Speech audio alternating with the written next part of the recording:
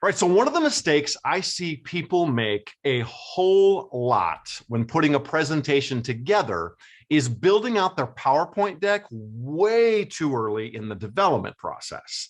When people build out the structure of their presentations while building their slide deck, they almost always end up with a presentation that is poorly structured, difficult to follow, and lacking in substance. However, when slide decks are built out thoughtfully and in a way that actually supports the overall goal of the presentation, the audience notices and they stay engaged, which is what we want. So in this video, we're going to address a few critical things to keep in mind before building out your PowerPoint deck. Have you ever sat through a presentation delivered by someone who was essentially reading verbatim the information on the slides to you? Whoa, whoa, whoa, whoa, whoa, whoa, whoa, whoa, whoa, whoa. I'm dying. I'm dying. Am I dead? I'm dying. And when it looks as though we are just reading our PowerPoint slides to our audience, it communicates several things. That we aren't prepared, that we don't know our information all that well, and that we're essentially a lazy presenter. And that is not what we want our audience to think about us. But so many people use their PowerPoint as a giant crutch when presenting, when really it should serve as simply a visual aid for your presentation. In other words, you and your words should be the focus, while your slide deck simply helps support your message in a visual way. Now, you can absolutely use the information on your slides as reference, but you should be the one providing meaning to what is on those slides.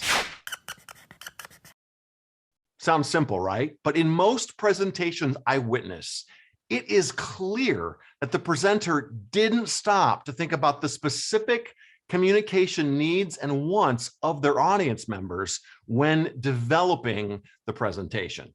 If you've built a PowerPoint deck that caters only to how you receive information as an audience member, you're most likely going to miss out on engaging a whole lot of people in your audience who need information presented to them in a very specific way. So before building out your deck, ask yourself, who's going to be looking at this deck, and how do they best ingest information? Will your audience consist mainly of highly analytical folks, or maybe more relationally minded folks who respond better to images, stories, and metaphorical concepts? Is your audience full of leaders who want more high-level approach to the deck?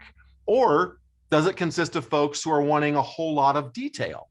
Or is it going to be a combination of all different types of people?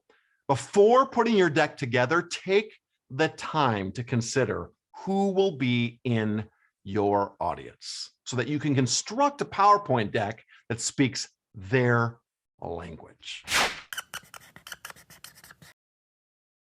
One of the things I consistently hear from leadership is, I am so tired of sitting through presentations that lack a clear focus. It's so often just a spewing of information and data, and I'm left going, okay, so what does all this ultimately mean for me? You do not want your leaders saying that about your presentations. So before developing your PowerPoint deck, take the time to write down your specific goals with regard to your presentation. What do you want your audience to fully understand by the end of it? What do you want them to be able to do with the information that you are giving them? If you're delivering data of some kind, make sure you communicate the ultimate takeaway from that data, so there's no doubt in your audience's mind what you're attempting to accomplish with the sharing of that data. Once you have a solid idea of how to use your PowerPoint deck, who your audience is, and what the goal of your presentation is, you can then begin fleshing out the overall structure of your presentation and building your deck.